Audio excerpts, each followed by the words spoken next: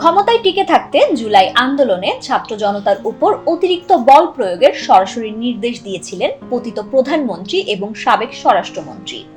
নির্দেশনা পেয়েই অতিরিক্ত বল প্রয়োগ করেন নিরাপত্তা বাহিনীগুলো। জাতিসংঘের অনুসন্ধান দলের প্রতিবেদনে এমন তথ্য উঠে এসেছে। এছাড়াও বিচার বহির্ভূত হত্যা, নির্বিচারে মরণাস্ত্র দিয়ে গুলি চালানো, গ্রেপ্তার, গুম, খুন, নির্যাতন, চিকিৎসা পেতে বাধা দেওয়ার প্রমাণও পেয়েছে জাতিসংঘ।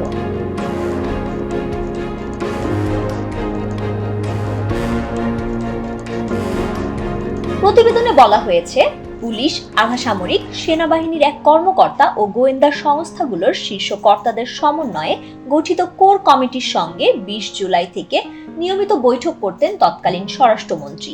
এদের সঙ্গে সরাসরি জড়িত ছিল প্রধানমন্ত্রীর কার্যালয়ও।